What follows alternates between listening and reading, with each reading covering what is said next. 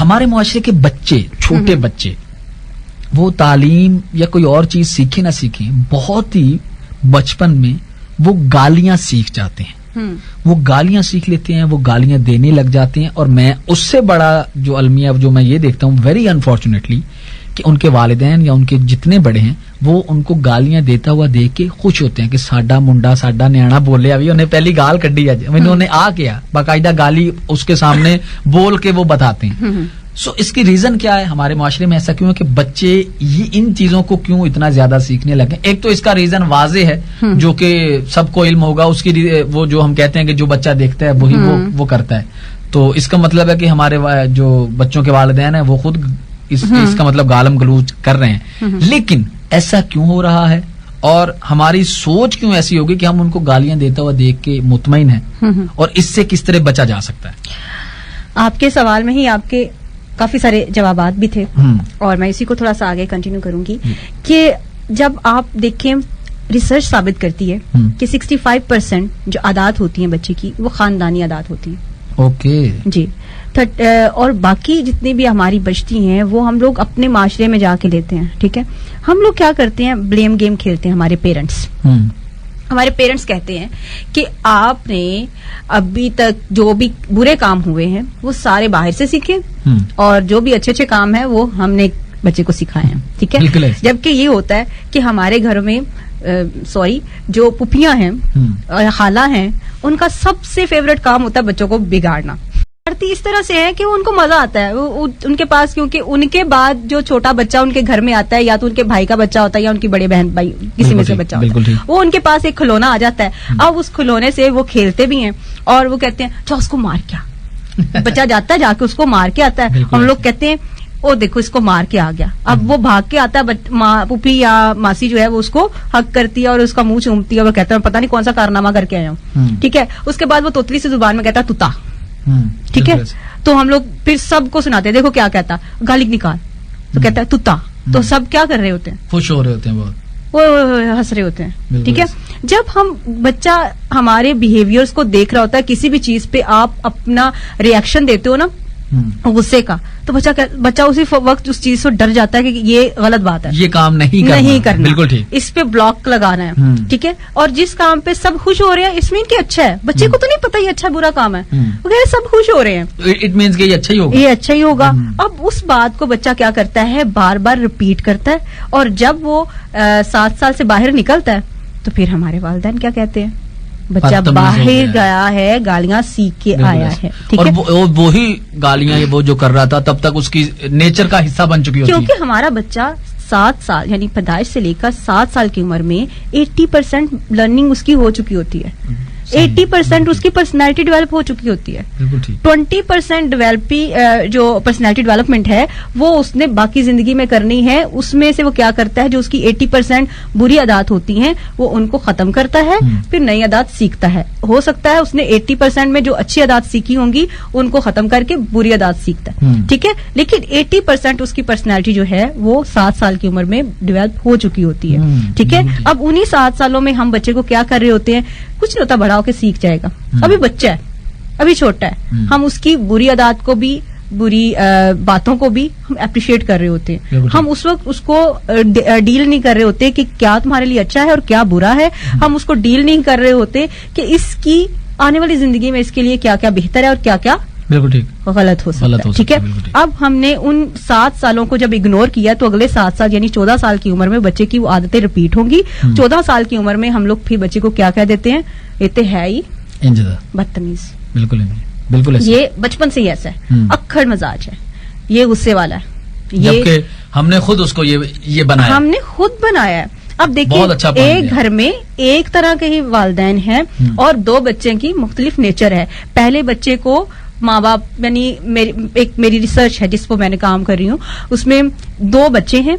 एक बच्चा जो है वो इस टाइम पे पाकिस्तान में है और वो अभी मैट्रिक के बाद माँ बाप के पैसे लगवा रहा है बिजनेस सेट करने में के लिए, और उसने तकरीबन 2 करोड़ पैसे जो हैं वो खराब कर दिए हैं। जो छोटा बेटा है वो इस टाइम ऑस्ट्रेलिया में है और वो हायर एजुकेशन हासिल कर रहा है। ठीक है, तो मीन एक ही माँ बाप है, एक ही घर है, सिर्फ उसकी जो पहले 7 साल हैं, माँ ने पहले 7 साल जो उसके पहले बच्चे के थे, वो किसके पास पला बच्चा? वो घर के सब लोगों के अंदर पला, ठीक है, और उसके अंदर वो सबकी आदत शामिल है। और जो बच्चा सेकंड है वो सेपरेट, बिल्कुल ठीक, ठीक है। उसमें माँ जो है वो एक बहुत अच्छी रिकग्नाइज इदारे में टीचर है, और उसने उसको बच्चे को, यानी वो जब पैदा हुआ है तो वो स्कूल जाना शुरू हो गया था अपने, यानी कि पहले ही 3-4 महीने के अंदर अंदर ही वो जाना शुरू हो गया, यानी बच्चा पला ही स्कूल के अंदर है। उसकी तरबियत में और इसकी तरबियत में जमीन आसमान का फर्क है, सिर्फ और सिर्फ एनवायरनमेंट की वजह से, बिहेवियर्स की वजह से, और अच्छी और बुरी चीजों को जज ना करने की वजह से। बहुत अच्छे तरीके से आपने ये समझाया, यकीनन देखने और सुनने वालों ने पॉइंट को भी हासिल किया होगा जो ये समझाना चाह रही है, और बहुत अहम पॉइंट था। तो अगर आप चाहते हैं कि आपका बच्चा बेहतर बने तो पहले खुद को बेहतर बनाइए। अभी आपने एक बात की, यहाँ से एक और सवाल पैदा होगा जो मैंने पहले सवाल किया था, वो उसको भी साथ मर्ज करूंगा इसी के।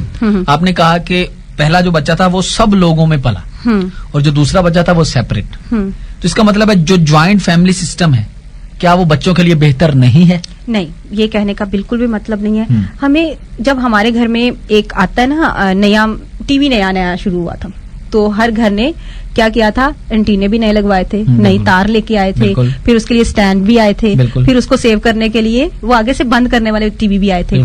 फिर माएँ क्या करती थी, घर में सिलाई करती थी कवर, ताकि उसके अंदर गर्द ना जाए। यानी एक टीवी हमारे घर में नया जब आया था तो हमने उसकी हिफाजत के लिए चीजें भी वैसे की थी, ठीक है। अब हमारे घर में जो बच्चा पैदा हो रहा है, जो आ रहा है, क्या हमें अपने घर के एनवायरनमेंट को चेंज नहीं करना है? बिल्कुल करना है। सिर्फ माँ बाप को नहीं, बच्चा जिसकी आवाज उसके कान में जा रही है ना, उसको अपने बिहेवियर्स को चेंज करने की जरूरत है। बिल्कुल ठीक। उसमें दादी है, नानी है, पुप्पो है, खाला है, रिश्तेदार हैं, गली है, मोहल्ला है। मैं तो यहाँ तक भी कहती हूँ, जब मैं पेरेंट्स के सेशंस के लिए जाती हूँ ना, तो मैं कहती हूँ कि अपनी जो मदर्स इस स्कूल के बच्चों की हैं, वो अपने साथ अपने हमसायों की मदर्स को भी लेके आए, क्योंकि आपके बच्चे ने खेलना उन्हीं के बच्चों के साथ है। बिल्कुल ठीक, ठीक है। तो एक माशरे की खूबसूरती के लिए हमें एक दूसरे को कोऑपरेट करने की जरूरत है। और यहाँ पे वो जो दूसरा सवाल है उसको भी ऐड कीजिए, हमने ब्रेक पे भी जाना है, कि ये फुफ्फी, सास, नंद, साड़ी, इस तरह के कुछ रिश्ते ऐसे हैं जिनका नाम लेते हैं ना, हमारे ज़हन में एक विलन टाइप का एक नक्शा आ जाता है कि यार ये विलन है। ऐसा क्यों है? ऐसा इसलिए क्योंकि हम लोगों ने शुरू से ही ये एक वो बना दिया हुआ है कि बस ये ऐसा ही होता है, लेकिन इसको समझने की जरूरत है। हमारे प्यारे रिश्ते बहुत खूबसूरत। आप देखिए, जिस घर में सास नहीं ना होती, वहाँ पर बहुत सारी जिंदगी छोटी ही रहती है, कभी बड़ी नहीं होती है। बिल्कुल, ठीक है। जिस घर में सास होती है ना, वो सास पूरे रीति रिवाज आपको बताती है, यहाँ पे जाना है, यहाँ पर इस तरह से जाना है, इसके साथ इस तरह से मिलना है, इसके साथ इस तरह से मिलना है। जिस घर में सास नहीं होती ना, वो बहू सारी जिंदगी अपने घर वाला यानी अपने बचपन को ही खत्म नहीं कर पाती। उसको यही लगता है मैं अभी भी मैके में ही हूँ। ठीक है। तो वो आपकी सास, आपकी नंदें, आपका जो है, जो जितने भी रिश्ते हैं आपके, यानी ससुराल के जितने भी रिश्ते हैं, वो आपको बाकायदा तौर पर वो मुकाम देते हैं जो आप मुकाम लेके उस घर में आए हो। ठीक है। उनके साथ आपने अब अपने रिलेशन किस तरह से बिल्ड करने हैं, अब उन रिलेशंस को हम किस तरह से लेके चलेंगे, ये बेहतरीन तरीका है कि हम लोग को किस तरह से सोचें इस चीज के बारे में, कि अगर हम अक्सर सुनने में आया, जो लोग कहते हैं ना आपकी सास ससुर बहुत अच्छे हैं, तो बहू आगे से कहती हैं मैं आप चंगी हैं, चंगे हो ये तो चंगे मिलते हैं। तो वो एक है कि अगर आप बुरे हैं तो फिर इसमीन, तो इसका मतलब है कि आप वाह वाह बहुत अच्छे, बहुत अच्छा तो आपने बस उनको पॉजिटिव लेके चलें, पॉजिटिव रहेंगे, नेगेटिव आप खुद सोचेंगे। थिंक एंड ग्रो रिच एक किताब है, उसका मकसद ये है कि आप जो जो सोचते हैं ना, वो आपके होना शुरू हो जाता है। तो आप जिस तरह से जिस रिश्ते को जो भी सोचेंगे वैसा होना शुरू हो जाएगा। आप थोड़ा सा पॉजिटिव होके सोचें, उनके साथ रिलेशन बिल्ड करने की कोशिश करें। और जिन चीजों में वो मैं आपको एक स्टोरी भी साथ में सुनाऊंगी अगर हमारे पास टाइम है तो। स्टोरी अगर मुख्तसर है तो फिर जरूर। हाँ, एक औरत थी, वो एक बाबा जी के पास गई, कहती है मैं दम करवाना है और मेरे हस्बैंड के साथ ना ताल्लुकात बेहतरीन नहीं है, तो मैं बहुत बेहतरीन ताल्लुकात उसके साथ जो है वो बनाना चाह रही हूँ। तो वो बाबा जी कहते हैं कि जाओ किसी जंगल से एक शेर और शेरनी है, उनके ना बाल लेके आओ, मैं तुम्हें दम कर देता हूँ। जब वो अपने हस्बैंड के गले में तावीज बना के डाल देना, जितनी मोहब्बत वो शेर और शेरनी में होगी, उतनी मोहब्बत तुम्हारी और तुम्हारे हस्बैंड में होना शुरू हो जाएगी। वो एक दिन जाती है तो कहती है वो तो बड़े होनहार किस्म के, यानी कि होनहार किस्म के जानवर है, मैं जाऊंगी तो मुझे चीर फाड़ देंगे। वो डेली जाती है, वो 8-10 दिन जाती है, उसको ऑब्जर्व करती है, देखती है क्या होता है। एक दिन वो देखती है कि इनको तो क्या पसंद है, वो कहते गोश्त बड़े शौक से खाते हैं। वो जाती है मार्केट से, गोश्त लेके आती है। अब वो एक दिन फेंकती है, दूसरे दिन फेंकती है, तीसरे दिन फेंकती है, चौथे दिन शेर और शेरनी उसका इंतजार करना शुरू कर देते हैं। और वो जब आती है तो शेर और शेरनी उसके पास आ जाती है, वो उनके ऊपर हाथ फेर रही होती है, वो गोश्त खा रहे होते हैं, उनके दोनों के बाल उतारती है और ले जाती है बाबा जी के पास दम करवाने के लिए। बाबा जी के पास जब जाती है तो कहती है ये मैं ले आई हूँ, इसको ना दम कर दे। तो बाबा जी कहते हैं ये तुमने कैसे कर लिया? वो तो चीर फाड़ देती है, वो तो बहुत जो है वो शिकारी किस्म के हैं। तो वो जी कहती है कि मैंने उनको देखा है, ऑब्जर्व किया है कि उनको क्या पसंद है और क्या पसंद नहीं है। मैंने देखा है कि वो किस टाइम पे क्या मूड होता है उनका, ठीक है। जब मैंने उनको ऑब्जर्व किया है, मैंने देखा है उनको क्या पसंद है क्या नहीं पसंद। जो उनको पसंद था मैंने वो करना शुरू कर दिया, जो उनको पसंद नहीं था मैंने वो छोड़ दिया। जैसा उनका मूड था मैंने वैसा रिएक्ट करना शुरू कर दिया, और जैसा वो उनको मूड पसंद नहीं था मैंने वो छोड़ दिया। और वो आगे मेरे पास, तो बाबा जी ने बड़े प्यार से उसको कहा मेरे पास, और सर पे हाथ फेरा, कहते हैं तू तो सब तो बड़ी आप पीर नहीं है। ठीक है, जिसमें मसले का इलाज तो तुमने खुद बता दिया। बहुत अच्छे यार, क्या बात है। मुझे तो बड़ा मजा आया वाकई सुनकर। वाकई बहुत सारी चीजें ऐसी जिनको हम खुद सॉल्व कर सकते होते हैं अगर हम उसमें उसका हल ढूंढने की कोशिश तो करें।